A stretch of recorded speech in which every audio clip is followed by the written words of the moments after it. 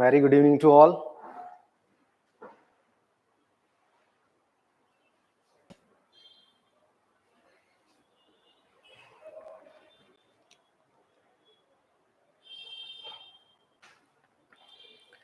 वेदांत civil service academy Bhopal के official channel पर सभी का बहुत बहुत स्वागत।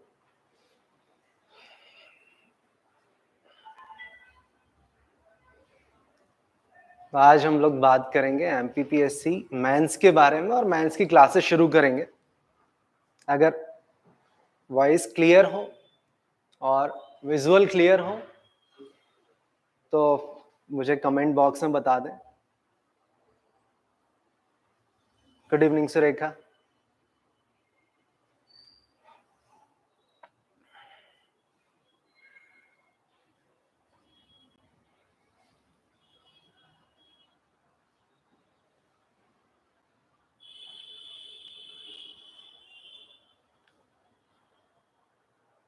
गुड इवनिंग अंश।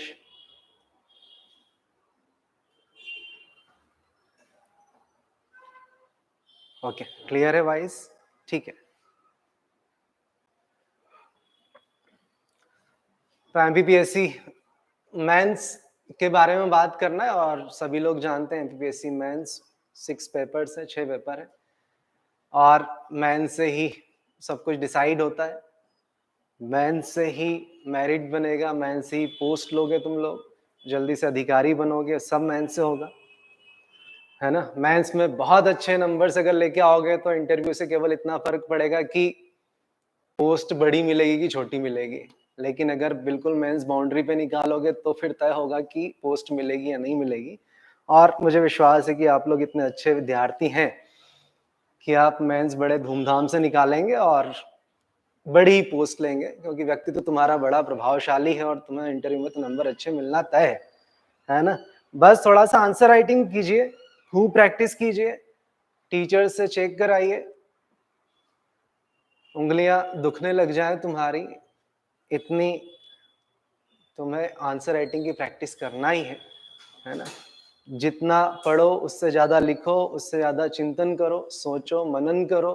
रात में सोने के पहले भी 2 क्वेश्चन फ्रेम करके, 2 आंसर फ्रेम करके सोना है ना। और सुबह उठो तब भी दिमाग में कोई ना कोई आंसर चलना चाहिए। सतत संघर्ष की रणनीति अपनानी होगी, लगातार वैकेंसीज आ रही हैं इसलिए। तो पेपर 2 स्टार्ट करते हैं। पेपर 2 जानते ही हो क्या है। पेपर 2 मैं एक बार पेपर 2 के बारे में आपको बता देता हूँ और फिर हम लोग स्टार्ट करते हैं।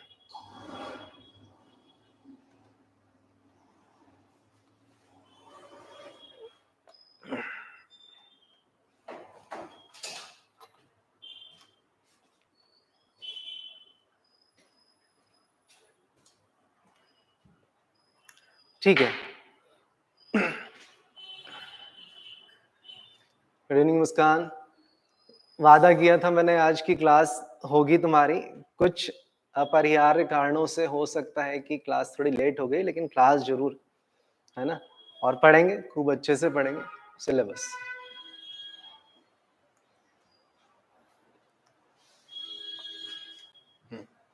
देखो syllabus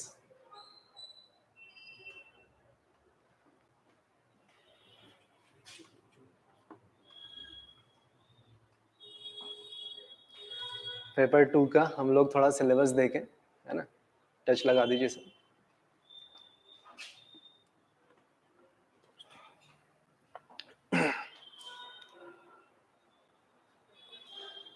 sociology in English, okay ठीक है, ऐसा भी किया जाएगा। ठीक है, कोई इशू नहीं है।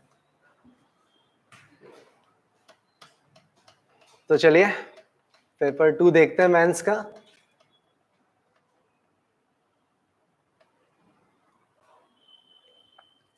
देखिए द्वितीय प्रश्न पत्र है मेंस का पेपर 2, संविधान, शासन व्यवस्था, राजनीतिक एवं प्रशासनिक संरचना। ये पार्ट ए है, इसी से हम लोग शुरू करेंगे। और इसका काफी कुछ भाग आप प्रीलिम्स में भी पढ़ चुके हैं, जैसे आप देखेंगे कि इकाई पहला है, भारतीय संविधान के बारे में बात करेंगे, भारतीय संविधान में कैसे उसका निर्माण हुआ, क्या विशेषताएं हैं, बेसिक स्ट्रक्चर, मूल ढांचा, और साथ ही उसमें कुछ प्रमुख संविधान संशोधनों की चर्चा होगी या कॉन्स्टिट्यूशन अमेंडमेंट, राइट। लेकिन ये हमने प्री में पढ़ा था तो प्री की अप्रोच से पढ़ा था, मेंस की अप्रोच थोड़ी सी इसकी अलग होती है, और जनरली हमने प्री भी पढ़ा था तो इसी अप्रोच के साथ पढ़ा था कि मेंस के कैसे फ्रेमिंग होंगी, कैसे क्वेश्चन उसमें आएंगे, है ना। तो 3 मार्कर्स और 5 मार्कर्स तो लगभग हमने वहीं पे तैयार कर लिए थे। अब थोड़े से जो 11 मार्कर्स हैं, बड़े क्वेश्चंस, उनकी फ्रेमिंग कैसे होती है उसके बारे में हम बात करेंगे। तो पढ़ते भी जाएंगे और साथ में कई सारे क्वेश्चंस बनाएंगे, और मैं खुद यहाँ क्वेश्चन बनाऊंगा और आप भी साथ में सोचेंगे कि हाँ ऐसा भी क्वेश्चन बन सकता है, ऐसा भी पूछा जा सकता है, राइट। क्योंकि ऐसा तो है नहीं कि जितने जो भी टॉपिक है उसमें से मैं जितने क्वेश्चन आपको बता रहा हूँ कि बेटा ऐसे ऐसे क्वेश्चन बन सकते हैं, उसके अलावा भी क्वेश्चन बनाए जा सकते हैं, फ्रेमिंग की जा सकती है। तो आप भी इसमें मेरा साथ देंगे। मेंस जनरली एक ऐसी प्रोसेस है जिसमें हमारी थॉट प्रोसेस और तेज होती है, और होना भी चाहिए। विदाउट थॉट प्रोसेस अगर विचार तेजी से नहीं आ रहे हैं तो आपको लिखने में तो बहुत परेशानी होगी एग्जाम हॉल में, तो ऐसा ना हो, इसलिए अपनी विचार प्रक्रिया को तेज कर लीजिएगा, है ना। तो इसमें देखो आगे वैचारिक तत्व है, उद्देशिका, प्रियम्बल, या जिसको तुम सामान्यतः प्रस्तावना के नाम से जानते हो, लेकिन प्रस्तावना कहना उतना सही नहीं है, प्रियम्बल को उद्देशिका कहना ही ज्यादा सही है, राइट। तो उसकी चर्चा करेंगे। फिर उसके बाद हमारा जो फंडामेंटल राइट्स हैं और directive principle of state policy, राज्य के नीति निर्देशक तत्व, देन फंडामेंटल ड्यूटीज। अब फंडामेंटल ड्यूटीज हमने प्री में जनरली, जैसा कि आप लोग पढ़ते हो तो बड़ा ही हल्का सा पढ़ते हो कि सरदार स्वर्ण सिंह समिति की सिफारिश पर 42वें संविधान संशोधन अधिनियम के द्वारा इसको लागू किया गया था, 10 को शामिल किया था, फिर बाद में 11 हो गए, है ना। तो ये छोटे फैक्चुअल चीजें, और कुछ थोड़े बहुत कॉन्सेप्चुअल कि इनमें से कौन सा एक फंडामेंटल ड्यूटी नहीं है। तो ऐसा कुछ क्वेश्चन बनाया करते थे हम लोग, लेकिन अब यहाँ पर ये वैचारिक तत्वों में शामिल है। तो अब आपको यहाँ पर इन प्रश्नों का उत्तर देना होगा कि क्या मौलिक कर्तव्य प्रवर्तनीय है या नहीं है, और अगर प्रवर्तनीय है तो क्यों है, क्यों इन्हें प्रवर्तनीय बनाया गया, और अगर ये प्रवर्तनीय नहीं है तो क्यों नहीं है, क्यों प्रवर्तनीय या इन्फोर्सिबल नहीं बनाया गया बाय द कोर्ट, या जब कॉन्स्टिट्यूशन में जैसे कि डीपीएसपी में मेंशन किया है कि वो नॉन जस्टिसिएबल है, not enforceable by the court, और अगर फंडामेंटल राइट्स में ऐसा स्पष्ट रूप से संविधान में लिखा है कि ये जस्टिसिएबल है या वाद योग्य है, इन्फोर्सिबल बाय द कोर्ट है, और कुछ फंडामेंटल राइट तो स्वतः प्रवर्तनीय है, सेल्फ इन्फोर्सिबल है, लेकिन मूल कर्तव्यों की अगर हम बात करें, फंडामेंटल ड्यूटीज की, तो ना तो ये लिखा है कि ये इन्फोर्सिबल है, या ना ही ये लिखा है कि ये नॉन इन्फोर्सिबल है। इट मीन्स प्रवर्तनीय है ये भी नहीं लिखा, और अप्रवर्तनीय है, प्रवर्तनीय नहीं किया जा सकता, ये भी नहीं लिखा है। तो फिर उसको कैसे, उस पर प्रश्न बनते हैं, उस पर हम लोग बात करेंगे। तो वैचारिक तत्व है। अब आप केवल रटने की प्रक्रिया में रहेंगे, वैचारिक प्रक्रिया में नहीं आएंगे, तो फिर ये पार्ट थोड़ा सा आपको परेशान कर सकता है, ठीक है। तो इसका ध्यान रखिएगा। आगे देखिए, संघवाद, फेडरलिज्म की बात करेंगे, और फेडरलिज्म क्या होता है, फेडरेशन क्या होता है, कन्फेडरेशन क्या होता है, यूनियन क्या होता है ना, किसकी कैसी मेरिट्स और डिमेरिट्स कैसे होती हैं, क्या विशेषताएं हैं, उन सब के बारे में यहाँ बात करेंगे। और फिर नेचर ऑफ इंडियन स्टेट, भारतीय राज्य की भी प्रकृति की हम लोग एनालिसिस करेंगे, यहाँ विश्लेषण करेंगे कि हमारा भारत कैसा है, और केंद्र राज्य संबंध देखेंगे, स्टेट और सेंटर का रिलेशन, वो सारी बातें होंगी। हाई कोर्ट, सुप्रीम कोर्ट वगैरह हमने पहले ही पढ़े हैं, लेकिन यहाँ पर आप देखेंगे थोड़ा सा बेहतर तरीके से, क्योंकि इसमें शामिल होगा जुडिशियल रिव्यू। जुडिशियल रिव्यू आपने पहले ही पढ़ा है, लेकिन वो प्री के हिसाब से पढ़ा है। आपको शायद याद होगा 1803 का मेडिसन वर्सेस मार्बरी का केस, यूएसए में केस हुआ था 1803 में, मेडिसन वर्सेस मार्बरी, और उसमें एक जज थे, जस्टिस मार्शल, और उन्होंने कहा था, आपको शायद याद होगा कि उन्हीं का स्टेटमेंट था कि कोई भी लिखित संविधान यदि है तो उसमें लिखा जाए या ना लिखा जाए, लेकिन जुडिशियल रिव्यू की पावर होती ही है लिखित संविधानों में। तो वही जुडिशियल रिव्यू के और भी कई सारे एस्पेक्ट हम लोग देखेंगे। साथ में आप जुडिशियल एक्टिविज्म, न्यायिक सक्रियता अभी बहुत ही हॉट टॉपिक है, उसकी बात करेंगे। तो जुडिशियल एक्टिविज्म के साथ लोक अदालत, ये भी हमने प्री की क्लासेस में पढ़ा है, लेकिन लोक अदालत वो प्री के हिसाब से था। अब हम देखते हैं कि जनहित याचिका, लोक अदालत के साथ फिर पब्लिक इंटरेस्ट लिटिगेशन, तो वो भी देखेंगे। Saurabh, very good morning, very good evening, great to see you on YouTube sir. ठीक है, अरे यूट्यूब पे आना बड़ा ही अजीब है, लेकिन क्या ही करें, ये बच्चे सुबह से लगे हुए थे और हम लोगों को भी लग रहा था कि यार हम टीचर्स हैं कि पॉलिटिशियन हैं, वादे ही कर रहे हैं, निभा नहीं पा रहे, लेकिन कुछ व्यस्तताओं के कारण थोड़ा सा कभी-कभी हो जाता है कि सुबह से ऑफलाइन क्लासेस रहती हैं, लंबी क्लासेस रहती हैं, मेंस की क्लासेस तो लंबी होंगी, है ना? तो इस कारण समय नहीं निकाल पा रहे थे, लेकिन वो हमारी कमी है, उसको हम जल्दी दूर कर लेंगे और ऐसे ही दूर करेंगे कि अपनी लिमिटेशंस को और थोड़ा-सा आगे बढ़ाना, कि अगर हम 10 या 12 घंटे काम करें, तो कोशिश करेंगे 14 या 15 घंटे भी काम कर लें। लेकिन वादा तुमसे भी चाहेंगे हम लोग ये कि अगर हम लोग अपने लिमिटेशंस के बियॉन्ड जाएँ, तो आप भी उसी अनुपात में या उससे बेहतर सफलता प्राप्त करें, तभी 14-15 घंटे मेहनत करने का मजा ही आएगा कुछ अलग, है ना? तो ठीक है, मुझे विश्वास है तुम लोगों पर। यूनिट 2 बहुत अच्छी है, पहले भी तुमने पढ़ा था इसके बारे में। भारत निर्वाचन आयोग, इलेक्शन कमीशन देखेंगे, नियंत्रक एवं महालेखा परीक्षक सीएजी। सीएजी के बारे में प्री के भी एक क्वेश्चन मैंने आपसे पूछा था, जब फ्रेम करके दिया था, और आपको शायद याद होगा कि भारत में नियंत्रक एवं महालेखा परीक्षक केवल लेखा परीक्षक की भूमिका में होता है, नियंत्रक की भूमिका में नहीं, जबकि ब्रिटेन का नियंत्रक एवं महालेखा परीक्षक, नियंत्रक और महालेखा परीक्षक दोनों भूमिकाओं में होता है। तो इसमें आपको मेंस में लिखने के लिए भी आ सकता है, और वो इसीलिए प्रीलिम्स में दिया गया था, ताकि आपका कॉन्सेप्ट बिल्ट हो जाए कि किस तरह से मेंस का अप्रोच होता है ना? तो कुल मिला के इन क्लासेस का जो कॉन्सेप्ट है वो यही है कि हमारे बच्चे उस अप्रोच को पकड़ लें, मेंस की अप्रोच को सही तरीके से समझ लें, और फिर वो बिना टीचर के भी अगर कोई टॉपिक पढ़े तो उनको समझ में आ जाए कि इसे मेंस के अप्रोच से कैसे तैयार किया जाना है ना? मतलब कुल मिलाकर मुद्दा आत्मनिर्भर भारत का है। हालांकि हम लोग साथ रहेंगे, ऐसा नहीं है कि मैं 2-4 लेक्चर में केवल अप्रोच की बात करके चला जाऊंगा, साथ में रहेंगे, लंबा पढ़ेंगे।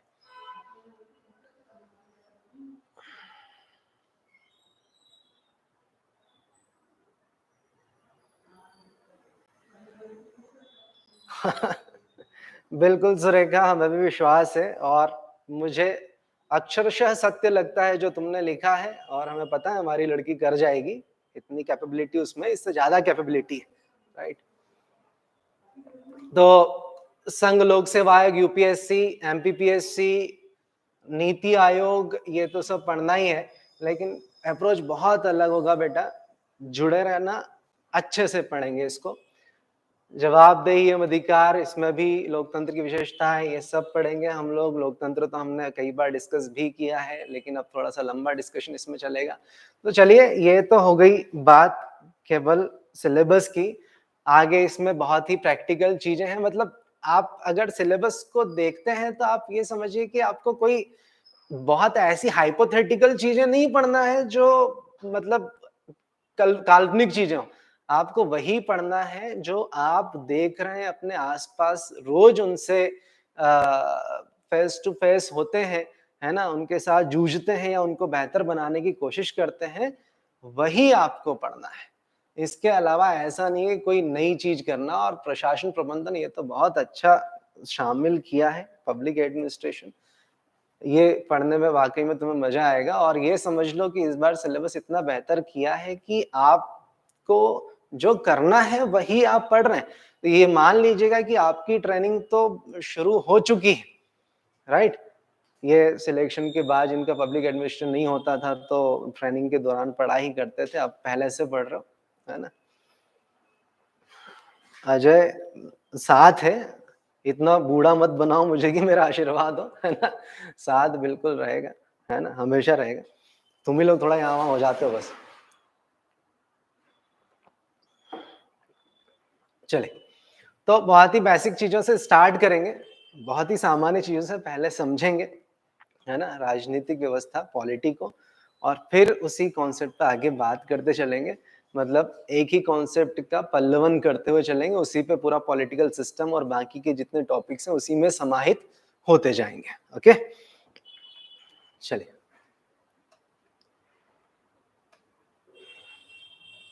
तो ये हमारा आपको स्क्रीन पे दिखाई दे रहा होगा। अब जो हमारे ऑफलाइन वाले बच्चे हैं उनका ये टॉपिक हो चुका है, तो वो बिल्कुल भी अपना समय व्यर्थ नहीं करेंगे। जो ऑफलाइन क्लास में पढ़ चुके हैं, वो मेरी उनको एक रिक्वेस्ट भी है और समझाइश भी है कि कल का होमवर्क कर लेना, क्लास आना है तुम्हें।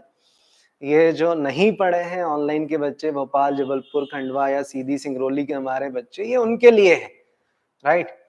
ये तुम लोग दोबारा मत पढ़ो। मुझे लगता है कि हम लोग इतने अच्छी तरीके से चीजों को डिस्कस करते हैं कि एक ही बार में समझ में आ गया होगा तुम्हें, तो दोबारा रिवाइज नहीं करना है ना? नया पढ़ना है, एक ही चीज को बार बार नहीं पढ़ना, एक ही बार अच्छे से पढ़ लिया बस, ठीक है ना? तो चलो, जो नए बच्चे हैं वो एक बार इसको थोड़ा सा देख लें। हम लोग यहाँ से शुरू करेंगे, राइट?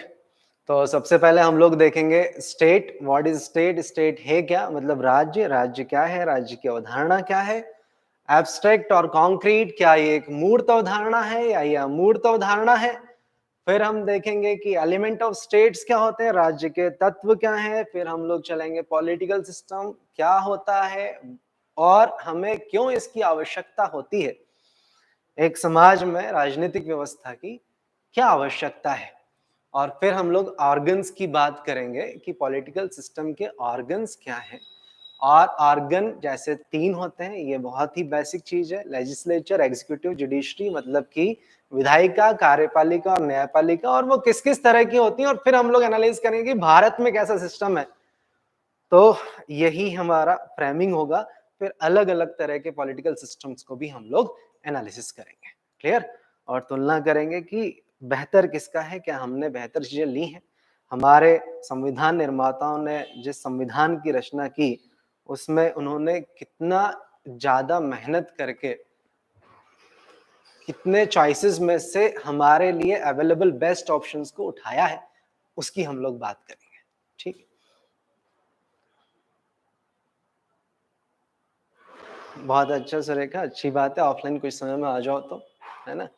ठीक है, चलिए। तो हम लोग सबसे पहले स्टेट की बात करते हैं और देखते हैं एब्स्ट्रैक्ट है या कॉन्क्रीट है, और वही हम लोग देखेंगे, है ना?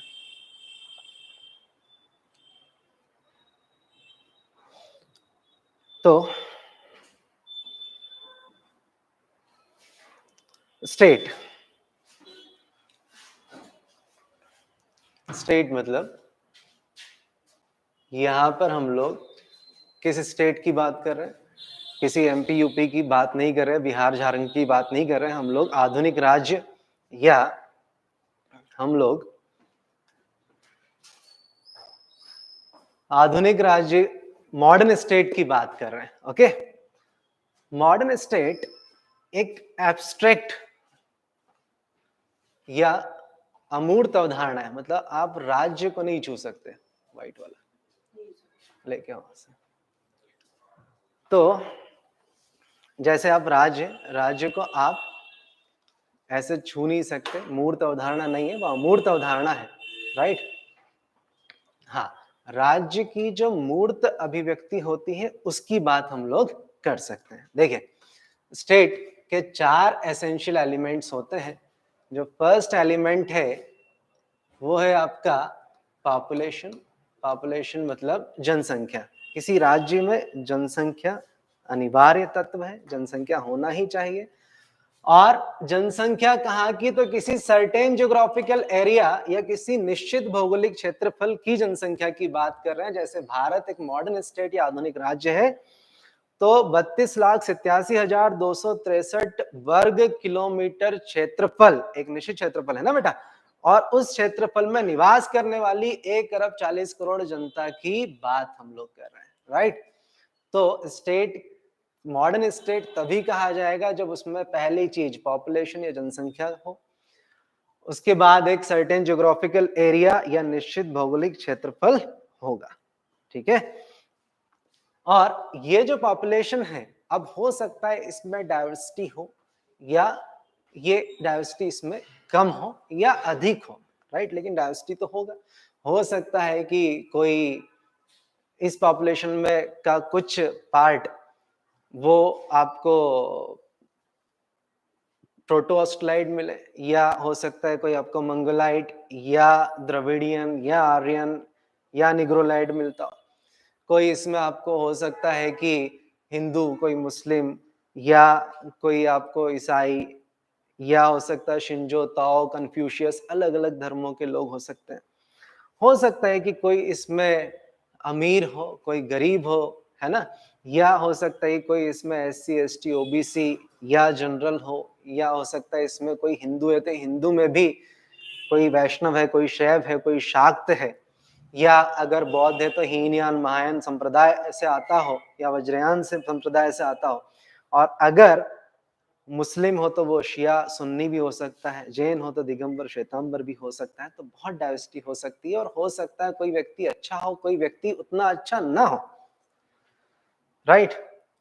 तो इस सर्टेन ज्योग्राफिकल एरिया में इस पॉपुलेशन के लिए हमें समान व्यवहार के कुछ नियम बनाने होंगे, और उन नियमों के अनुसार इस पॉपुलेशन का व्यवहार हो, मतलब उन नियमों को इन्फोर्सिबल किया जाए, एक ऐसी एजेंसी भी हमारे पास होनी चाहिए।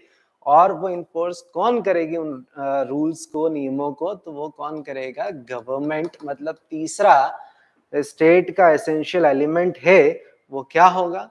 गवर्नमेंट।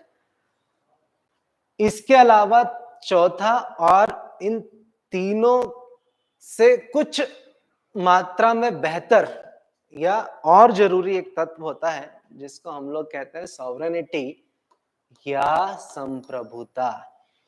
तो ये चार तत्व अगर विद्यमान हैं तो ही हम उसको आधुनिक राज्य या मॉडर्न स्टेट कह सकते हैं। क्लियर? अगर हम लोग भारत की बात करें तो हम लोग देखते हैं बेटा कि भारत में जो 1947 15 अगस्त 1947 को भारत आजाद हुआ। भारत आजाद तो हुआ, लेकिन भारत में आजादी के समय पॉपुलेशन भी थी और सर्टेन ज्योग्राफिकल एरिया भी था, गवर्नमेंट भी थी भारत की, लेकिन भारत में सॉवरेनिटी या संप्रभुता नहीं थी। और इसी वजह से भारत 1947 में जब आजाद हुआ तो उसे डोमिनियन स्टेटस मिला, मतलब भारत एक अधिराज्य था। और भारत डोमिनियन स्टेट, क्योंकि हम देखते हैं कि भारत की जो सरकार थी वो इस सर्टेन ज्योग्राफिकल एरिया में इस गवर्नमेंट के लिए सॉवरेन नहीं थी, संप्रभु नहीं थी, क्योंकि वो ब्रिटिश क्राउन की सर्वोच्चता को स्वीकार करती थी या मानती थी, राइट। भारत में जो गवर्नर जनरल थे, चाहे वो माउंटबेटन या उसके बाद हमने देखा है कि चक्रवर्ती राजगोपालाचारी हो, जो भी हो, लेकिन जब तक हमने 1950 26 जनवरी 1950 को अपना संविधान बनाकर लागू नहीं कर लिया और हमने अपना एक स्टेट का हेड ऑफ द स्टेट या राज्य का प्रधान हमने खुद ने चुन नहीं लिया, जैसे डॉक्टर राजेंद्र प्रसाद को हमने चुना था, राइट, तो तब तक हम लोग सॉवरेन कैसे हो सकते हैं, राइट। तो जैसे ही 26 जनवरी 1950 को हम संप्रभु हुए तो हम लोग किस में आ गए? Modern state. क्लियर?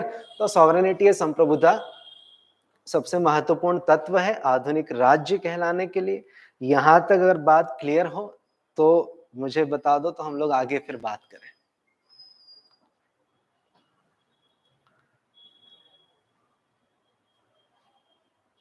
जल्दी से बता दो, थोड़ा सा क्लास इंटरेक्टिव हो, लाइव इसीलिए हम लोग, इंटरेक्टिव क्लास होगी तो आगे चलने में थोड़ा सही रहेगा। ठीक है, ठीक है। तो उन नियमों का समूह, राइट, जिस पर ये सारी चीजें डिपेंड करती हैं, गवर्नमेंट किस तरह से काम करेगी, गवर्नमेंट सिस्टम कैसा होगा, वो सब उन नियमों के समूह को, जो set of bunch of rules and regulation होगा, वही तो संविधान होगा, राइट। मतलब इस स्टेट का एक पॉलिटिकल सिस्टम होगा, राजनीतिक व्यवस्था, और इस राजनीतिक व्यवस्था के अगर हम लोग अंग की बात करें तो पहला अंग क्या होता है, लेजिस्लेचर, इट मींस विधायिका। दूसरा क्या होता है, एग्जीक्यूटिव, एग्जीक्यूटिव का मतलब होता है कार्यपालिका। और तीसरा होता है जुडिशरी, जुडिशरी मींस न्यायपालिका। क्लियर, ये 3 अंग होते हैं। अगर हम लोग बात कर रहे हैं कि स्टेट एक अमूर्त अवधारणा है, एब्स्ट्रैक्ट है, और इसी स्टेट का अमूर्त अवधारणा का ये जो गवर्नमेंट है, सरकार क्या है, सरकार कुछ लोगों का समूह है, राइट। तो इसी स्टेट की मूर्त अभिव्यक्ति या कॉन्क्रीट एक्सप्रेशन क्या है, स्टेट। समझ में आई बात। मतलब अगर हम लोग कहें कि हम इस राज्य के निवासी हैं, भारत आधुनिक राज्य है, राइट, और हमारी सरकार ये है, तो जो भी हमारी सरकार होगी हम बिल्कुल वो देखते हैं कुछ लोगों का समूह होगी और वो हमें दिखता है, वो मूर्त अभिव्यक्ति है एब्स्ट्रैक्ट स्टेट की। क्लियर। अब यहां देखो, विधान कौन बनाएगा, लेजिस्लेचर। लेजिस्लेचर का काम क्या है, कानून का निर्माण करना, इट मींस लॉ मेकिंग। तो लॉ मेकिंग लेजिस्लेचर का काम है। और लेजिस्लेचर कई तरह की हो सकती हैं, हो सकता है वो बायकैमरलिज्म हो सकता है कि यूनिकैमरलिज्म का कॉन्सेप्ट हो। मतलब बायकैमरलिज्म को हम लोग हिंदी में कहते हैं द्विसदनात्मकता, जिसमें 2 हाउसेज होते हैं, जैसे लोकसभा राज्यसभा, या इसी को हम लोग सीनेट और हाउस ऑफ रिप्रेजेंटेटिव कह सकते हैं, या इसी को हम लोग हाउस ऑफ लॉर्ड्स और हाउस ऑफ पीपल कह सकते हैं, राइट। अलग अलग जो देशों में अलग अलग नाम।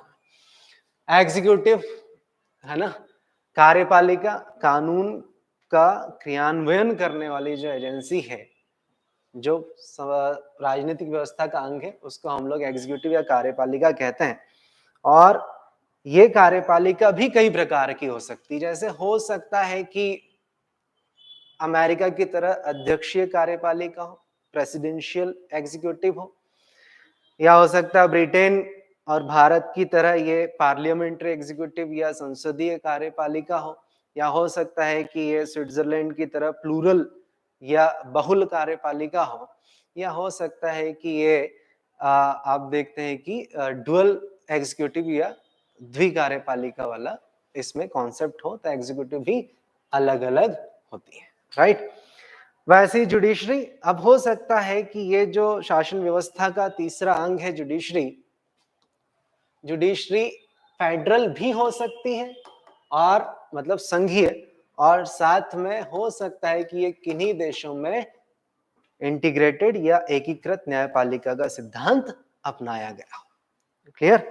तो इतना आप अभी अगर समझ चुके हो तो हम लोग आगे चले।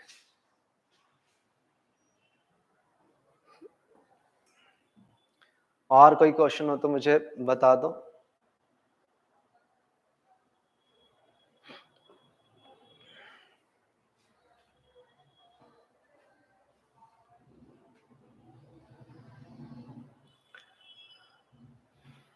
स्टेट समझ में आया।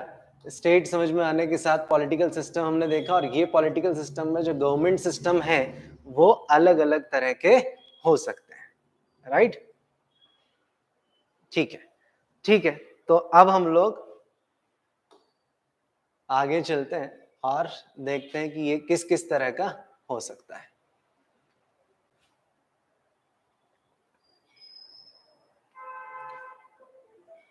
देखिए,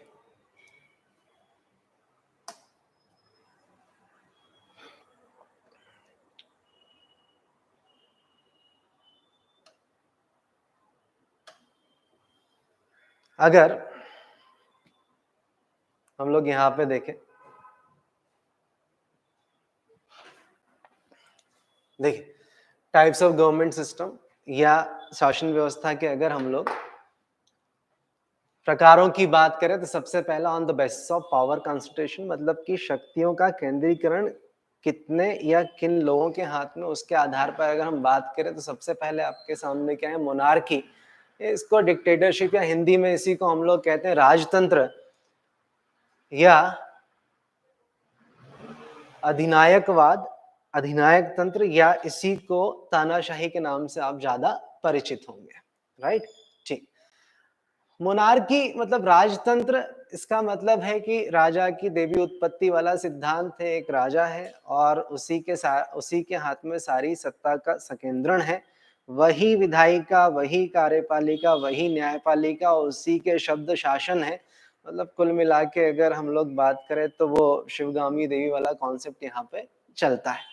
और अगर मोनार्की है तो बिल्कुल आप देखें कि उसके ऊपर कोई नहीं है, तो अधिनायक तंत्र में बदलने में कोई बिल्कुल उसमें अधिकतम तत्व उसके होते हैं। ठीक है, तो किसी एक व्यक्ति के हाथ में अगर सत्ता का संकेंद्रण हो तो हम उसको बिल्कुल कह सकते हैं कि वो मोनार्की या राजतंत्र है। राइट, अगर हम लोग ओलिगार्की की बात करें, इसको अल्पतंत्र या गुटतंत्र भी कहा जाता है, तो कुछ ही लोगों के हाथ में अगर सत्ता का संकेंद्रण हो या शक्ति कुछ ही लोगों के हाथ में हो, चाहे वो कुलीन लोग हो, अभिजात वर्ग हो, या वो अमीर लोग हो, या कुछ भी हो, अगर कुछ ही लोगों के हाथ में सत्ता या शक्ति होती है तो उसको हम ओलिगार्की या उसको अल्पतंत्र या गुटतंत्र के नाम से जानते हैं। क्लियर? अगर हम लोग तीसरे प्रकार डेमोक्रेसी की बात करें तो वर्तमान शासन व्यवस्थाओं में सर्वश्रेष्ठ शासन व्यवस्था लोकतंत्र या डेमोक्रेसी कही जाती है। और हम सभी जानते हैं कि लोकतंत्र में जनता ही सर्वोपरि होती है, संप्रभु होती है। राइट, और जनता के हाथ में ही शक्ति का होना, इसी को लोकतंत्र कहा जाता है। हो सकता है वो प्रत्यक्ष या अप्रत्यक्ष हो, लेकिन लोकतंत्र में जनता ही संप्रभु होती है, उसी के हाथ में सत्ता होती है। वो चाहे डायरेक्ट रूल करे या वो कुछ लोगों को ऑथोराइज कर दे कि हमारे बिहाफ पर हमारे लिए ये लोग डिसीजन लेंगे। इट मींस इनडायरेक्ट डेमोक्रेसी, या इसी को रिप्रेजेंटेटिव डेमोक्रेसी भी हम कह सकते हैं, वो भी हो सकता है। लेकिन एट द लास्ट जो शक्ति होती है वो जनता के हाथ में ही होती है। ठीक है, तो यहां तक बात क्लियर है इन तीनों चीजों में कि सत्ता का संकेंद्रण कितने या किन लोगों के हाथ में, उसके आधार पर तीन तरह की शासन पद्धतियां हमारे सामने हैं।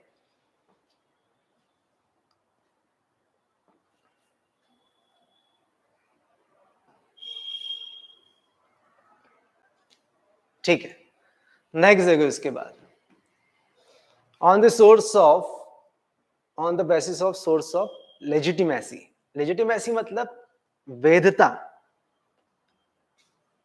जिसे शासन करने की वैधता आपको किस स्रोत से मिली है, उस आधार पर अगर हम लोग बात करें तो ये शासन पद्धतियों के रूप आपके सामने लिखे हुए हैं। क्लियर? जैसे आप देखेंगे पहला प्रकार है थियोक्रेसी। थियोक्रेसी का मतलब होता है धर्मतंत्र। राइट, यदि किसी राज्य में जो शासन पद्धति है उससे वैधता कोई धर्म ग्रंथ प्रदान कर रहा है, राइट, इसकी लेजिटिमेसी किसी धार्मिक पुस्तक से है, राइट, या कोई धर्म गुरु ही उस राज्य का प्रधान हो, उसके ऊपर कोई नहीं, सुप्रीमेसी उसी की हो, तो उसी को हम लोग क्या कहते हैं, थियोक्रेसी या धर्मतंत्र कहा जाता है। अब ये जो हम सेकुलरिज्म पढ़ेंगे और तब हम लोग देखेंगे कि जो थियोक्रेटिक स्टेट या धार्मिक राज्य क्या होते हैं, कुछ धर्म प्रभावित राज्य भी होते हैं, कुछ धर्मनिरपेक्ष राज्य होते हैं, और कुछ बिल्कुल धर्म विरोधी राज्य होते हैं। तो उनके क्या क्या टाइप होते हैं वो अलग एक विषय है, उसको हम समझेंगे। सेकुलरिज्म या धर्म और पंथ निरपेक्षता की बात करेंगे तो हम लोग देखेंगे, लेकिन अभी हमें क्या देखना है कि धर्मतंत्र, जैसे कुछ एग्जाम्पल जैसे आपके पास होंगे धर्मतंत्री राज्य के, जैसे वेटिकन सिटी की अगर हम बात करें तो वहां पर जो क्रिश्चियन के सबसे बड़े धर्मगुरु की अगर बात की जाए तो जो पोप है वो वहां पे वही सर्वोपरि है।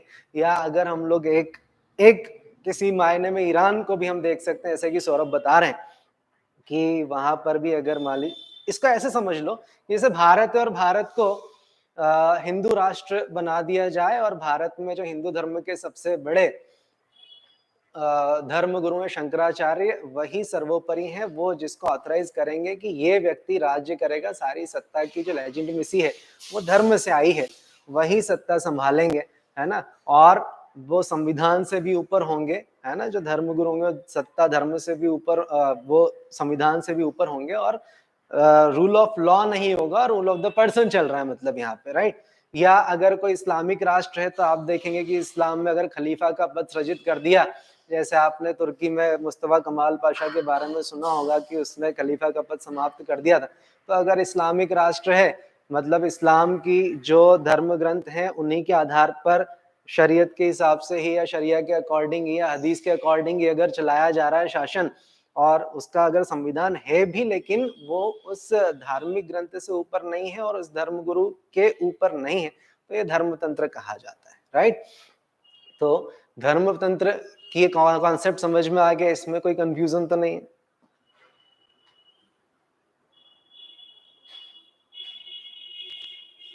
ठीक है, मोनार्की, फिर से मोनार्की सामने, क्योंकि यहाँ पर आप देखेंगे कि जो सत्ता की वैधता मिली है मोनार्की में, वो हो सकता है कि किसी तरह से सैनिक शक्ति के कारण या उसकी किसी अन्य तरह की शक्ति कारण उसने एक्वायर किया। सपोज इट, जैसे भारत में कई बार आप देखते हैं कि बाह्य आक्रमण हुए हैं और कुछ समय के लिए कुछ विदेशी सत्ता यहाँ पर स्थापित हुई है, राइट। जैसे अगर हम लोग ब्रिटेन की बात करें तो जब अंग्रेज यहाँ पर आए तो उन्होंने सैनिक सत्ता का इस्तेमाल करते हुए यहाँ पर अपना राज्य स्थापित किया, लेकिन यहाँ पर भारत के लोगों ने उनके शासन को वैधता प्रदान नहीं की थी, ना ही संविधान ने उनके शासन को वैधता प्रदान की थी, उनकी सैनिक सत्ता के कारण वैधता मिली थी, राइट। समझ में आ रहा है। तो इस तरह का राज्य जहां पर सैनिक शक्ति के कारण हम लोग देखते हैं कि शासन को वैधता प्राप्त होती हो, उसको हम लोग क्या कहेंगे, मोनार्की। क्योंकि हम क्या पढ़ रहे हैं, on the basis of source of legitimacy, clear. शासन पद्धति को या शासन करने की शक्ति जिस व्यक्ति को मिली है उसको लेजिटिमेट किस सोर्स द्वारा किया गया है। क्लियर हुई बात? ठीक है, ठीक है। नेक्स्ट देखो, इसके बाद डेमोक्रेसी। तो ये तो अब तुम खुद ही बता दो कि जो डेमोक्रेसी है या लोकतंत्र है, लोकतंत्र में सत्ता की वैधता कौन प्रदान करता है? भारत में लोकतंत्र है, डेमोक्रेसी है, और डेमोक्रेसी में वैधता कौन प्रदान करेगा सत्ता की?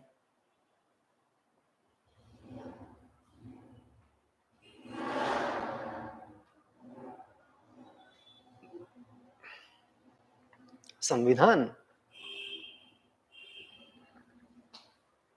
जनता। कौन वैधता प्रदान करता है? अच्छा, कॉन्स्टिट्यूशन नहीं, लोकतंत्र है जनता। अभी बात की थी ना बेटा हमने।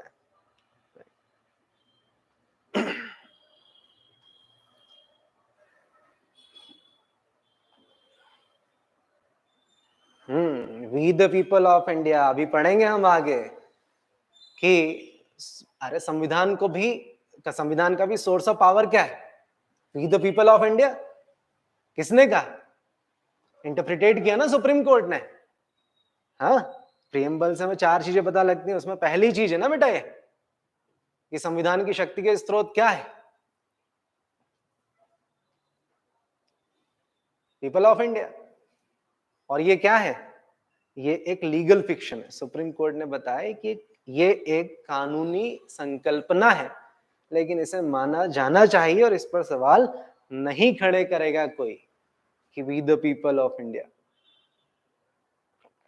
राइट। केस हुआ था, हम लोग आगे कभी उसकी बात करेंगे कि एक ने केस कर दिया था कि sir we the people of India ये क्या है ना, कैसे सो हमने कैसे ताकत दी? होगा कोई ज्यादा समझदार, उसने कहा सर मैं तो पैदा ही नहीं हुआ था, मैंने तो नहीं दी संविधान को शक्ति, राइट। वो एक लीगल फिक्शन है और वो माना जाएगा, उसका सम्मान करना पड़ेगा, सुप्रीम कोर्ट ने कहा है ना। तो जनरली सर्वोच्च न्यायालय ने कहा है तो हमें मानना है, सहमति हो या ना हो, असहमति रख सकते हो लेकिन सम्मान तो करना पड़ेगा सर, है ना। चलिए आगे बढ़ते हैं हम लोग।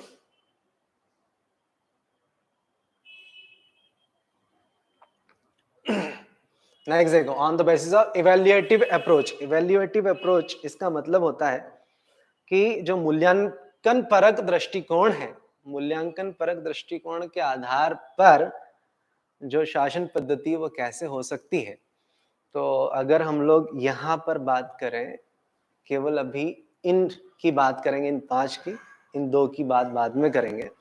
तो यहाँ पहले देखिए मोबोक्रेसी, सुना होगा आपने इसको। मोबोक्रेसी को क्या कहा जाता है? भीड़ तंत्र। क्या कहते हैं? भीड़ तंत्र। मॉब मतलब भीड़, है ना, और मोबोक्रेसी मतलब भीड़ तंत्र। ये इवैल्यूएटिव अप्रोच है, ये कोई प्रकार नहीं है, आपकी हरकतों के आधार पर नाम दिए गए हैं, कुल मिलाकर इतनी बात है, राइट। तो जैसे जब जो जनता है वो अगर एक भीड़ की तरह व्यवहार करती है तो वो डेमोक्रेसी नहीं रह जाती, वो मोबोक्रेसी बन जाती है। क्लियर?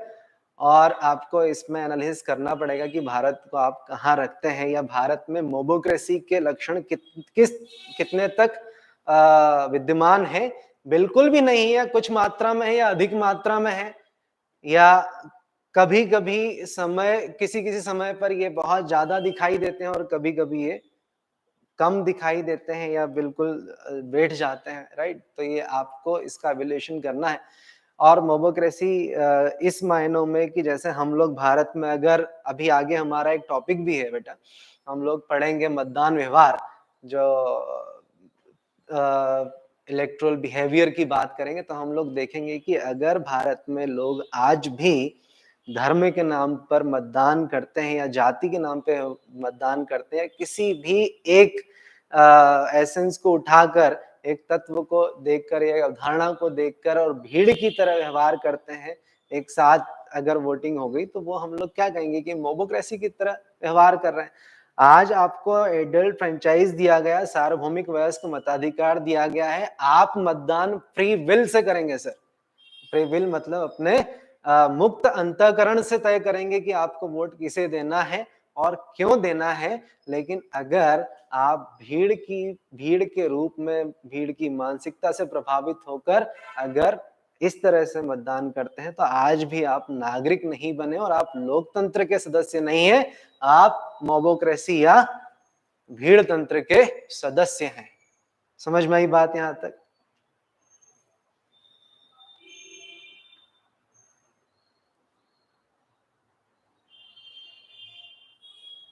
आगे चले। मीडियोक्रेसी। मीडियोक्रेसी मतलब इसको हम लोग कहते हैं औसत तंत्र। औसत तंत्र मतलब कि जब शासन पद्धति औसत दर्जे के लोगों के हाथ में हो, जहां पर आप ये कह सकते हैं कि ये दोनों एक दूसरे के अपोजिट माने जाते हैं, मीडियोक्रेसी और मेरिटोक्रेसी। मेरिटोक्रेसी मतलब गुणतंत्र या योग्यता तंत्र। तो जब सत्ता औसत दर्जे की योग्यता वाले लोगों के हाथ में पहुंच जाए और योग्य लोग पीछे रह जाएं, इसी को मीडियोक्रेसी कहा जाता है। तो इस पर भी आप एनालाइज कर लीजिएगा कि भारत का जो लोकतंत्र है उसमें आप मीडियोक्रेसी के किस मात्रा तक मीडियोक्रेसी या औसत तंत्र देखते हैं। औसत तंत्र का मतलब समझ में आया हो तो ओके कर दीजिए, हम लोग आगे चलते हैं। वैसे ही बिल्कुल आप ये देखेंगे प्लूटोक्रेसी। प्लूटोक्रेसी धन तंत्र। प्लूटोक्रेसी मतलब धन तंत्र। धन तंत्र का मतलब है कि जब जो इलेक्शन प्रोसीजर है वो काफी एक्सपेंसिव है, महंगी है। आज आप विधायक का, सांसद का चुनाव लड़ना चाहें लेकिन जमानत राशि के पैसे न हो और आपको चुनाव का खर्चा खुद ही उठाना हो और चुनाव खर्च की सीमा 15 लाख तक है, राइट। तो आप स्वतंत्र तरीके से चुनाव लड़ पाने में बहुत सक्षम नहीं हो पाएंगे, क्योंकि आपके पास इतना धन नहीं है या आपके पास इतना अरेंजमेंट नहीं है, राइट। तो अगर राज्य स्वयं इलेक्शन या चुनाव का खर्च वहन करता है उम्मीदवार के बजाय, तो हम ये देखते हैं कि प्लूटोक्रेसी को कम किया जा सकता है। लेकिन जैसे भारत की अगर बात करें तो हम लोग यहाँ पे देखते हैं कि उम्मीदवार के द्वारा ही, या अगर वो किसी पार्टी का ऑफिशियल कैंडिडेट है तो उस दल के द्वारा, राजनीतिक दल के द्वारा हो सकता है कि कुछ सहायता उम्मीदवार की चुनावी खर्च में की जाए। तो जिसके पास धन की व्यवस्था अच्छी होती है, वो चुनाव में उसको थोड़ा-सा एडवांटेज रहता ही है ना? तो प्लूटोक्रेसी के भी लक्षण आप देखेंगे कि भारतीय राजनीति में किस हद तक विद्यमान है, कि बिल्कुल नहीं है या कुछ मात्रा में है या अधिक मात्रा में, या आपका खुद का एनालिसिस होना चाहिए, राइट? और एनालिसिस बहुत नकारात्मक नहीं होना चाहिए, राइट? वो विश्लेषण की मात्रा में ही हो और कुछ सकारात्मकता के साथ होना चाहिए। क्लियर? आगे देखिए गेरेंटोक्रेसी मतलब वृद्ध तंत्र कहा जाता है। तो हमारे यहाँ आप देखते होंगे कि 45 साल की युवा नेता, 50 साल की युवा नेता मान ही चुके हैं हम लोग कि यार 45 साल का प्रधानमंत्री, बालक को प्रधानमंत्री बना देंगे तो कैसे ही चलेगा। अनुभव को ही हमने मान लिया है कि योग्यता की कसौटी है। ऐसी स्थितियां अगर कहीं आप देखते हैं कि प्रधानमंत्री तो 60 के ऊपर वाले ही बनना चाहिए, अगर ऐसी स्थिति आप देखते हैं तो इसी को हम लोग क्या कहते हैं, इसी को हम लोग गेरेंटोक्रेसी या वृद्ध तंत्र के नाम से जानते हैं। ठीक है, तो ये वृद्ध तंत्र है। ऑटोक्रेसी निरंकुशवाद है ना, या निरंकुश तंत्र। ऑटोक्रेसी है सर, ये जनरली कहाँ पे दिखाई देगी, राजतंत्र वगैरह में आपको दिखाई देगी, जहां पर आप देखते हैं कि कोई एक व्यक्ति है या कुछ लोग हैं तो वही सब कुछ अपने हिसाब से कर रहे हैं, उन पर कोई भी प्रतिबंध नहीं है, वो हर एक चीज से ऊपर है, तो निरंकुशवाद है। तो ऑटोक्रेसी इसको कहा जाएगा। नेक्स्ट आप देखेंगे मेरिटोक्रेसी। मेरिटोक्रेसी या इसी को गुणतंत्र या योग्यता तंत्र कहा जाता है। और योग्यता तंत्र मतलब कि योग्य लोगों को जब आगे लाया जाता है ना, उनके हाथ में सत्ता सौंपी जाती है, तो इसी को हम लोग मेरिटोक्रेसी या गुणतंत्र कहते हैं। भारत में इसको कुछ सीमा तक माना गया है, क्योंकि हम देखते हैं कि भारत में जो सामाजिक ताना बाना है वो जाति आधारित है, और कुछ जातियों को के ऊपर जो निर्योग्यता लाद दी गई थी, और उसके कारण हो सकता है कि कुछ लोग योग्यता अर्जित ही न कर पाए हों। ओके, तो इस वजह से हम लोग देखते हैं कि हम अगर योग्यता तंत्र को पूरी तरह से अपना लेते तो हमारा जो समाज का वंचित वर्ग है या वीकर सेक्शन ऑफ सोसाइटी, उसको आगे आने का बहुत ज्यादा मौका नहीं मिलता। ठीक है,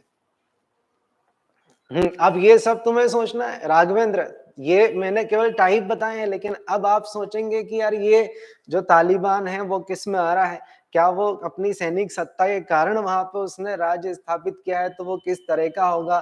क्लियर? उसमें आपको निरंकुश तंत्र ऑटोक्रेसी दिखाई देता है, या मोनार्की राजतंत्र दिखाई देता है, या अधिनायक तंत्र दिखाई देता है, ये सब आप तय करेंगे। विश्व के देशों के अलग अलग देशों को देखो, म्यांमार को देखो वहां क्या चल रहा है, ईरान में देखो क्या चल रहा है, श्रीलंका में कैसी स्थिति है, राइट? तो ये खुद से थोड़ा सा आप देखेंगे, एनालाइज करेंगे, और जहां डाउट हो कि सर तालिबान तो समझ में ही नहीं आ रहा हमें कि इसको किस में रख दे, राइट, तो हम उस पर डिस्कस करेंगे डॉट लिंक सेशन में। अभी थोड़ा सा अपनी विचार प्रक्रिया को तेज करना, थॉट प्रोसेस तेज हो, इसके कारण हम लोग पूरा पूरा नहीं पढ़ाएंगे। जैसी आदत थोड़ा सा छोड़ेंगे ना तुम्हारे दिमाग में कि तुम खुद से सोचो, सारा कुछ बता देंगे तो फिर तो हो गया, फिर तुम क्यों सोचोगे, राइट? चल नेक्स्ट हम लोग बात करते हैं। जैसे आपको एक दिखाई देगा कॉन्स्टिट्यूशनलिज्म और नॉन कॉन्स्टिट्यूशनलिज्म, मतलब कि संविधानवाद और गैर संविधानवाद। तो अगर हम लोग देखते हैं कि किसी देश के शासन पद्धति को सुचारू रूप से चलाने के लिए अगर वहां पर एक संविधान है, और वो कैसा भी हो, अगर वो संविधान है, तो संविधान की मर्यादाओं का किस सीमा तक पालन किया जा रहा है और किस सीमा तक उसको माना जा रहा है, उसकी क्या सर्वोच्चता को स्वीकार किया जा रहा है, या वहां पर संवैधानिक सर्वोच्चता है या नहीं है, उस आधार पर दो प्रकारों से हम इसको एवेल्युएट करते हैं कि संविधानवाद है या गैर संविधानवादी शासन पद्धति है। क्लियर? तो हम देखते हैं कि कोई भी डेमोक्रेसी हो या कोई भी तंत्र हो, अगर संविधान है और वहां पर हमने देखा कि रूल ऑफ लॉ है या रूल ऑफ पर्सन है, तो अगर आप नॉन कॉन्स्टिट्यूशनलिज्म की बात करेंगे या गैर संविधानवाद की बात करेंगे, मतलब वहां संविधान तो हो सकता है कि संविधान हो, लेकिन वहां पर संविधानिकता को उतना सम्मान न दिया जाए, या संविधान को हो सकता है कि जो शासन पद्धति है वो अपने स्वार्थवश अपने हिसाब से तोड़ मरोड़ के काम करे।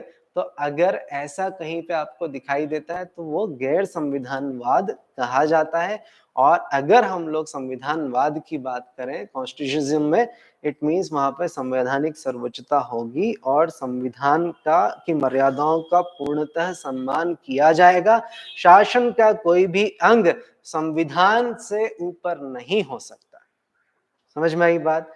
जैसे हम लोग अगर पार्लियामेंट्री डेमोक्रेसी की बात करें कि जैसे भारत में संसदीय लोकतंत्र है और भारत में बहुमत दल की सरकार है, और अगर कितना भी बहुमत हो किसी राजनीतिक दल का, वो अपने स्वार्थ के लिए या केवल अपने हित साधने के लिए, अपने राजनीतिक हितों के लिए संविधान को अपने अनुसार बदल नहीं सकती।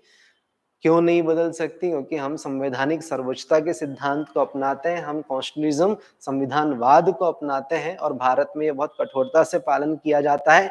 और इसके लिए जरूरी है संविधानवाद के लिए कि हमारे पास एक इंडिपेंडेंट जुडिशरी जो कॉन्स्टिट्यूशन का इंटरप्रिटेट करे और चेक्स एंड बैलेंसेस करे।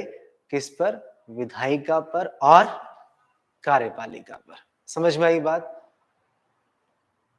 हाँ, कह सकते हैं basic structure of Indian constitution है ना। जैसे ब्रिटेन है, अब ब्रिटेन में आप देखेंगे कि अनरिटन कॉन्स्टिट्यूशन है, not written constitution, encoded constitution, अलिखित संविधान। तो आप क्या वहां पे समझेंगे कि बहुत ज्यादा कॉन्स्टिट्यूशनिज्म या संविधानवाद होगा? क्या नहीं होगा। भारत में एक आप देखेंगे कि जो संविधान है उसमें संविधानवाद का भारत की शासन पद्धति ने हमेशा ये ध्यान रखा है कि उसका पालन किया जाए। बहुत कम ऐसे केसेस, एक दो ही आप देखेंगे कि जब संविधानवाद पर थोड़ा सा कभी चोट पहुंची हो, इतने हमारे लोकतंत्र के अभी तक के इतिहास में। लेकिन वो बहुत ही रेयर एक्सेप्शन, और एक्सेप्शन होते हैं, है ना। आप उसको ऐसा नहीं मान सकते कि ये जनरली ऐसा होता रहता, नहीं, वो एक्सेप्शन। तो अभी खास खास हम लोग समझ रहे हैं, बहुत विस्तार में इसमें नहीं जा रहे हैं, केवल शासन पद्धतियों की हम लोग बात कर रहे हैं। ठीक है, अब एक और चीज हम लोग थोड़ा सा समझ लेते हैं। ये तो हमने सब देख लिया, अब एक चीज आपको ध्यान रखनी है, और वो क्या है कि हम लोग अब देखेंगे कि जो शासन पद्धति है, उन शासन पद्धतियों का एक और वर्गीकरण किया गया है, और वो भी किस आधार पे किया गया है? On the basis of relation between centre and state, केंद्र और राज्यों के संबंध के आधार पर, केंद्र राज्य के संबंध के आधार पर कितने प्रकार हो सकते हैं शासन पद्धति के, राइट। तो उसको भी हम लोग देख लेते हैं। तो कुछ आप देखते हैं कि आपने नाम सुने होंगे, और अगर सुने हो तो मुझे बता दीजिएगा। एक होता है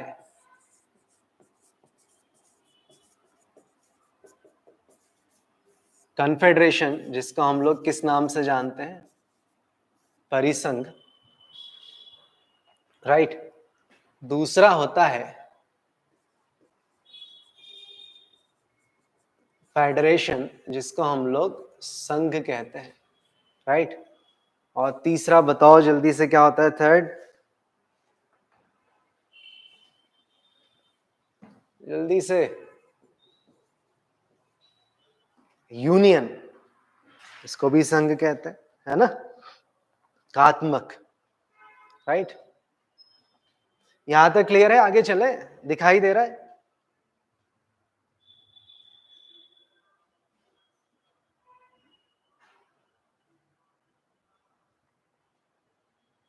जल्दी से बताओ भाई, अगर क्लियर है तो इसके आगे बढ़े और कन्फेडरेशन, फेडरेशन और यूनियन के बारे में बात की जाए।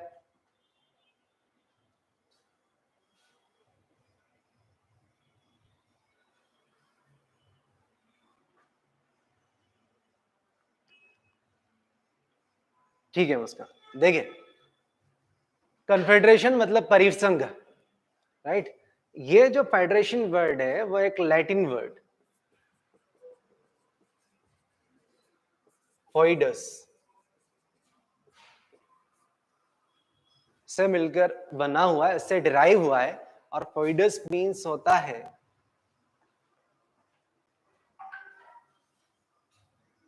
ट्रीटी और एग्रीमेंट।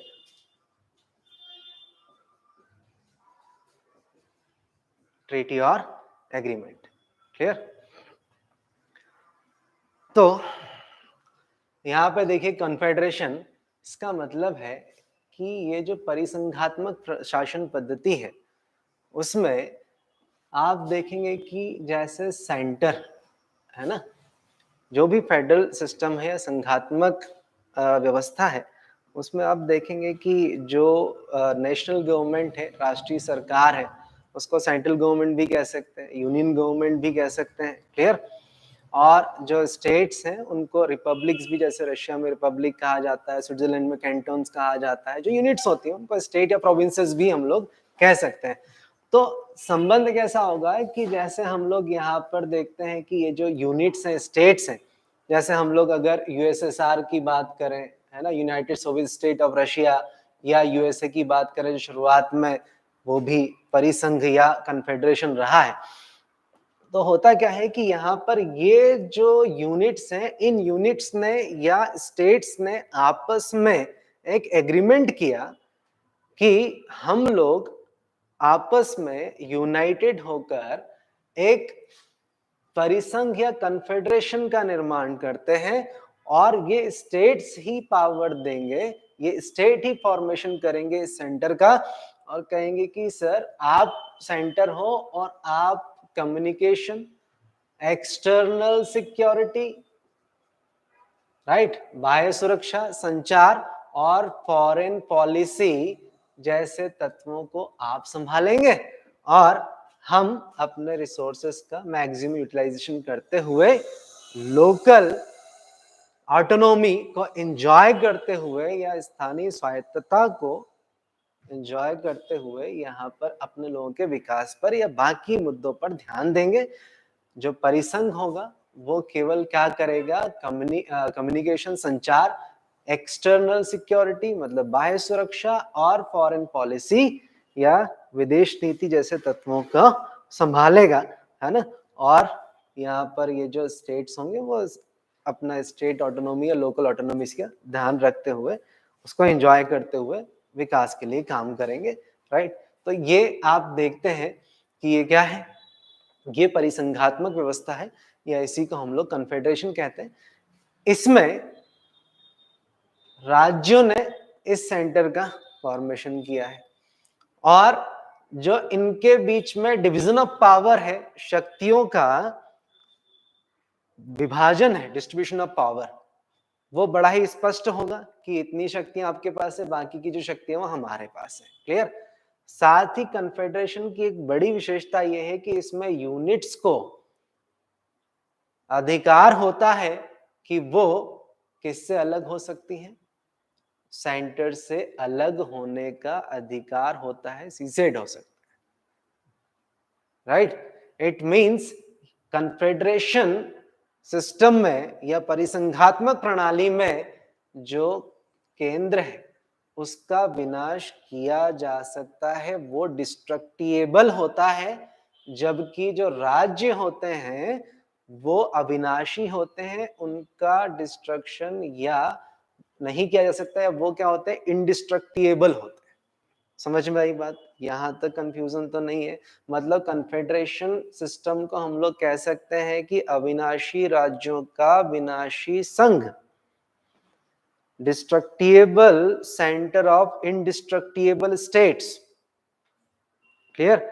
मतलब यहां पर राज्यों को अलग होने का अधिकार है कन्फेडरेशन से, बट यहाँ पर राज्यों का ऐसा विनाश नहीं हो सकता है कि राज्यों को बदल दिया, एक राज्य के दो टुकड़े करके दो अलग राज्य बना दिए, दो राज्यों को मिला के एक नया राज्य बना दिया, ऐसा कुछ नहीं होगा। इट मींस टेरिटोरियल एग्जिस्टेंस उनका बना रहेगा, टेरिटोरियल सॉवरेनिटी वो एंजॉय करते हैं।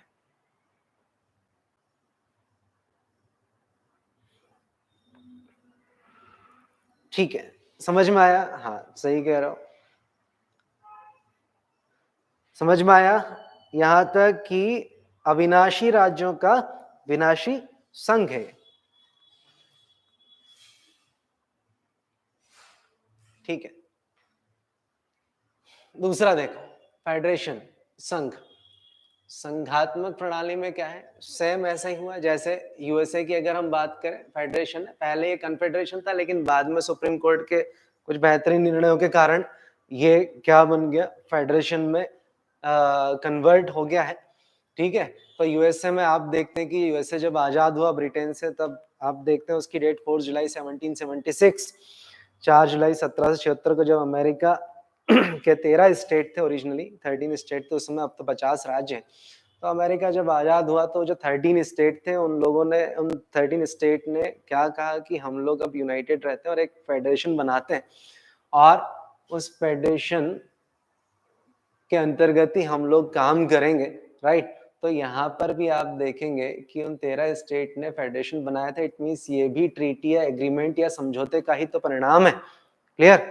और ये ट्रीटी एग्रीमेंट या समझौते का परिणाम है, तो ये फेडरेशन है। लेकिन कन्फेडरेशन से अलग ये इस मामले में है कि आप यहाँ पे देखेंगे कि कन्फेडरेशन में यूनिट्स को कन्फेडरेशन से अलग होने का अधिकार है, लेकिन यहाँ पर यूएसए ऐसा एक फेडरेशन है जिसमें यूनिट्स ये सेंटर से या फेडरेशन से अलग होने का अधिकार नहीं रखते, ये अलग नहीं हो सकते, जबकि ये अलग हो सकते थे, राइट। समझ में आई बात? अब यूएसए एक ऐसा फेडरेशन है जिससे स्टेट अलग होने का अधिकार नहीं रखते, लेकिन यहाँ पर जो फेडरेशन है वो भी स्टेट्स को डिस्ट्रक्ट नहीं कर सकता। इट मींस यहाँ पर हमने देखा कि जब अलग होने का अधिकार नहीं है फेडरेशन से यूनिट्स को, तो ये अविनाशी संघ हो गया ना। और साथ में फ्लोरिडा को तोड़कर दो फ्लोरिडा, एक ओल्ड फ्लोरिडा एक न्यू फ्लोरिडा नहीं बना सकते।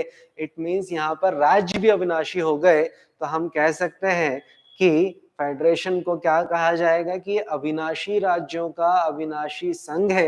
It means indestructible centre of indestructible states किसको कहा जाएगा, तो वो फेडरेशन को कहा जाएगा। क्लियर है बात यहां तक? कन्फेडरेशन और फेडरेशन में अंतर स्पष्ट हुआ?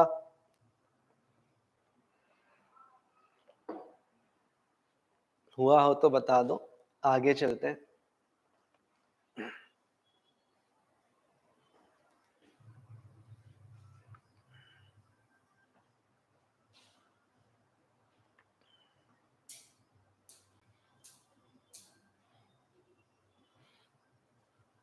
Okay, thank you, thank you. चलो आगे देखें। अब थोड़ा सा परिसंघ और संघ में हम लोग देख लें कि क्या विशेषता इनमें हो सकती हैं, है ना। फिर मैं कुछ होमवर्क आपको दूंगा। पहली बात तो ये कि ये समझौते का परिणाम है, और समझौता अगर हुआ है, एग्रीमेंट या ट्रीटी अगर हुई है, तो हम देखते हैं कि वो कब बेहतर रहेगा, जब यहाँ पर एक रिटन कॉन्स्टिट्यूशन होगा, है ना। अगर अनरिटन कॉन्स्टिट्यूशन होगा तो वो समझौता बहुत बेहतर नहीं कहा जाएगा, है ना। मैंने बोल दिया आज और कल में बदल गया, लेकिन यहाँ पर क्या है कि लिख कर दिया है तो हम देखते हैं कि वो ज्यादा बेहतर माना जाएगा। तो अगर कन्फेडरेशन फेडरेशन की हम लोग बात करें कि इसकी क्या विशेषता, तो खास विशेषता हम ये कहेंगे कि इसमें रिटन कॉन्स्टिट्यूशन होगा, और रिटन कॉन्स्टिट्यूशन होने के साथ रिजिड कॉन्स्टिट्यूशन भी होना चाहिए, मतलब कठोर संविधान। ऐसा न हो कि संघ अपने हिसाब से बदलाव कर ले और लोकल ऑटोनॉमी या स्थानीय स्वायत्त या क्षेत्रीय स्वायत्तता पर ही प्रश्न चिन्ह लगा दे, उसको कम कर दे, उसको खत्म कर दे, राइट। तो ऐसा नहीं होना चाहिए। हाँ, तो हम क्या कह सकते हैं कि रिटन कॉन्स्टिट्यूशन होना चाहिए। रिटन कॉन्स्टिट्यूशन के साथ ही हम लोग देखते हैं कि रिजिड कॉन्स्टिट्यूशन भी होना चाहिए, और रिजिड कॉन्स्टिट्यूशन होने के साथ हम देखते हैं कि division of power between central state वो तो होगा ही, लेकिन उसके समझौते के लिए दो चीजें होंगी, और साथ में एक इंडिपेंडेंट जुडिशरी भी तो बेटा होना चाहिए, क्योंकि स्वतंत्र न्यायपालिका है तो ही वो कॉन्स्टिट्यूशन का बेहतर इंटरप्रिटेशन कर पाएगी ना, क्योंकि यहाँ पर ट्रीटी दोनों के बीच में, ट्रीटी में क्या कहा जा रहा है कि इतनी शक्ति तुम्हारे पास है, इतनी शक्ति हमारे पास है, तुम ये कर सकते हो, हम ये कर सकते हो, लेकिन दोनों के बीच में कॉन्फ्लिक्ट भी तो होंगे कि ये शक्ति किसके पास है, ये शक्ति किसके पास है। क्लियर। और अगर कॉन्फ्लिक्ट हुआ बिटवीन सेंट्रल एंड स्टेट, केंद्र और राज्यों के मध्य अगर किसी तरह का कोई भी विवाद हुआ, तो इस विवाद को सुलझाने के लिए एक स्वतंत्र न्यायपालिका की आवश्यकता है या नहीं है। हाँ, मतलब अगर कन्फेडरेशन या फेडरेशन की हम लोग बात करें तो हम क्या कह सकते हैं कि distribution of power, a proper distribution of power between centre and state. फिर हम कहेंगे कि एक रिटन कॉन्स्टिट्यूशन होना चाहिए, साथ में रिजिड कॉन्स्टिट्यूशन होना चाहिए, देन रिजिड कॉन्स्टिट्यूशन के साथ ही इंडिपेंडेंट जुडिशरी भी होना चाहिए। क्लियर, समझ में आई बात। एग्जाम्पल अब समझते ही हैं, इसका यूएसए, इसका यूएसएसआर। यूएसएसआर जैसे हमने देखा कि 1991 में जब इसका विभाजन हुआ तो 15 इसके अलग टुकड़े हो गए, राइट, स्टेट अलग हो गए थे। तो ये कन्फेडरेशन का एग्जाम्पल है, जैसे कॉमनवेल्थ ऑफ इंडिपेंडेंट स्टेट्स है ना, जो आप देखते हैं Yugoslavia, Czechoslovakia, Turkmenistan, Tajikistan, Ukraine, Kazakhstan, वो सब यूएसएसआर के ही पार्ट थे। फेडरेशन का बेस्ट फेडरल सिस्टम अगर आपको देखना है तो वर्तमान राजनीतिक व्यवस्थाओं में आप बेस्ट फेडरल सिस्टम मानते हैं किसका, यूएसए का। क्लियर। लेकिन जो तीसरी व्यवस्था है यूनियन, है ना, इसके बारे में बात करने के पहले हम लोग ये समझ लें कि आखिर इन दोनों चीजों से हम क्या खास चीज कर रहे हैं। पहली चीज तो इंश्योर कर रहे हैं हम लोग नेशनल इंटीग्रिटी एंड यूनिटी, राष्ट्रीय एकता और अखंडता, और दूसरी हम लोग ये इंश्योर करना चाहते हैं कि लोकल ऑटोनॉमी बनी रहे। तो कन्फेडरेशन या फेडरेशन की अगर बात करें बेटा, तो ये उन देशों के लिए बेहतर सिस्टम है जहां पर कल्चरल डाइवर्सिटी काफी बेहतर हो, और बड़े देश हो तो वहां पर कन्फेडरेशन या फेडरेशन व्यवस्था अपनाई जाएगी, है ना, ताकि लोकल ऑटोनॉमी भी बनी रहे और साथ में नेशनल इंटीग्रिटी एंड यूनिटी को भी इंश्योर कर सके। क्लियर। लेकिन अगर यूनिटरी की बात की जाए या यूनिटरी सिस्टम या एकात्मक व्यवस्था की बात की जाए, संघीय व्यवस्था की नहीं, यूनिटरी सिस्टम की बात की जाए, तो यूनिटरी सिस्टम में क्या होता है कि आप देखेंगे इसमें सिर्फ और सिर्फ जो भी होता है वो केंद्र सरकार होता है, स्ट्रॉन्ग सेंटर होता है। क्लियर। और जनरली छोटे देशों में जहां पर विविधता बहुत ज्यादा नहीं है, देश भौगोलिक रूप से बहुत बड़ा नहीं है, जैसे हम लोग इसका यूनिटरी सिस्टम का अगर एग्जांपल देखें तो ब्रिटेन को हम लोग देख सकते हैं, बहुत ज्यादा बड़ा भौगोलिक क्षेत्र इसका नहीं है, बहुत ज्यादा आपको इसमें डाइवर्सिटी या विविधता देखने को नहीं मिलेगी। क्लियर।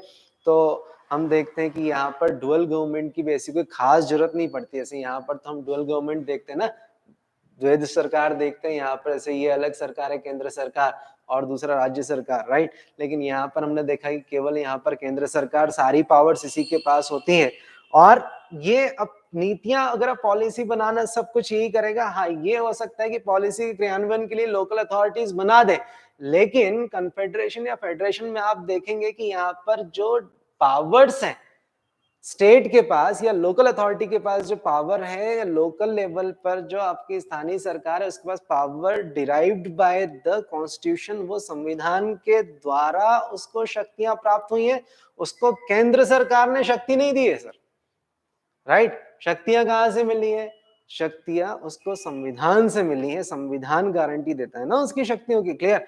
लेकिन यहाँ पर आप देखेंगे कि ये जो पावर्स लोकल अथॉरिटी को डिराइव्ड हुई है वो किसी संविधान से ना होकर केंद्र सरकार द्वारा दी गई है। ये केंद्र सरकार के वर्क प्लान का हिस्सा है कि मुझे इस तरह से काम करना है और यहाँ मैं इतनी पावर इस बॉडी को देता हूँ। क्लियर। तो यहाँ पर ये व्यवस्था चलती है, यूनिटरी सिस्टम या एकात्मक व्यवस्था इस तरह से होता है। क्लियर। तो आप देखेंगे कि ये तीनों में हम लोग इसकी और आगे अभी चर्चा करेंगे, लेकिन मुझे लगता है कि पहली क्लास है और इतना अभी आज के लिए सफिशिएंट है। यूनिटरी से ही हम लोग शुरू करेंगे आगे, और फिर ये चीजें समझने के बाद फिर हम लोग देखेंगे कि भारत का नेचर कैसा है, भारतीय संविधान कैसा है, भारतीय संघ कैसा है, और भारतीय संविधान निर्माताओं ने हमारे संविधान को ऐसा क्यों बनाया, और भारत के लिए ऐसी व्यवस्था क्यों की, क्या कारण थे। और फिर जो बड़े बड़े पॉलिटिकल साइंटिस्ट हैं, कैसी वेयर, अलेक्जेंड्रोविड्स से लेकर आपका के संथानम के जो स्टेटमेंट हैं, या फिर आइवर जेनिंग्स ने जो कहा है ना, उन सब को थोड़ा सा विश्लेषण करेंगे, देखेंगे मेंस में कैसे कैसे क्वेश्चन बन सकते हैं, और कुछ मॉडल आंसर भी हम आपको दिखाएंगे मेंस के। आप भी कुछ आंसर लिख के भेजेंगे, क्वेश्चन मैं ग्रुप पे डाल ही दूंगा, जैसे मैंने आज डाला भी है, तो आप व्हाट्सएप ग्रुप पे देख सकते हैं। ये फेडरेशन, कन्फेडरेशन और यूनियन से रिलेटेड ही क्वेश्चन है, उनकी बात करेंगे। और हो सकता है कि मैं लाइव पहली बार ही आया हूँ, हो सकता है कि कुछ गलती हुई हो, तो मुझे पता है, बड़े दिल वाले लोग हो, ऊपर नीचे थोड़ा बहुत देख लोगे, है ना। वैसे तो मुझे लगता है ऐसा हुआ तो नहीं होगा, हाँ, लेकिन मुझे अगर आपको कुछ लगे इम्प्रूवमेंट के लिए तो बता सकते हो, ठीक है। तो जुड़े रहिए, हम कल से इसको कंटिन्यू करेंगे, है ना। लेकिन होमवर्क कराना, है ना। आपको करना क्या है, आपको कन्फेडरेशन और फेडरेशन के मेरिट्स और डिमेरिट्स देखना है कि क्या अच्छी बातें इन सिस्टम्स में है और क्या नुकसान है, तो इसके बारे में पता करेंगे। फिर हम लोग ये पढ़ेंगे तो इसके भी आप मेरिट्स डिमेरिट्स देखेंगे कि अगर कहीं यूनिटरी सिस्टम है तो वो क्या अच्छाई उसमें है, और अगर यूनिटरी सिस्टम की क्या बुराइयां हो सकती, क्या कमियां हो सकती हैं। क्लियर। कोई भी डाउट हो, कुछ चीज हो तो पूछ लीजिए मुझसे। क्लासेस डेली ही चलेंगी, आज किसी कारण से 5 बजे मैं नहीं ले पाया क्लास, और अगर ये समय सही लगता है तो यही समय बता दीजिएगा, हम डिस्कस कर लेंगे। आपकी कंटिन्यूस मैथ्स की क्लास चलेंगी, लंबी क्लासेस होंगी, उसके लिए अपने आप को तैयार रखिएगा। प्री में जब बहुत लंबी क्लासेस हुई तो मैथ्स में तो लंबी क्लासेस होंगी, राइट। सारे 6 पेपर्स होंगे, इसलिए तो जल्दी से बताओ, कोई क्वेश्चन हो, कोई डाउट हो तो बता दीजिए मुझे, वरना आज्ञा दे।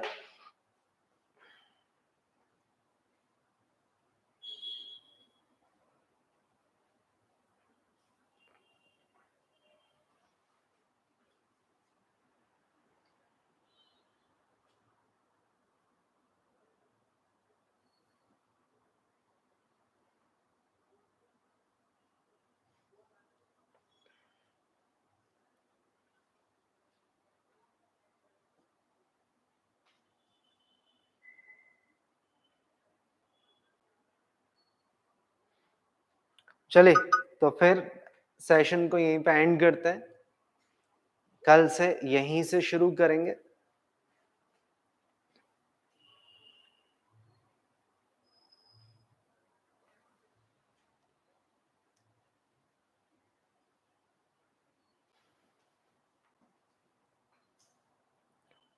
Thanks to all for joining.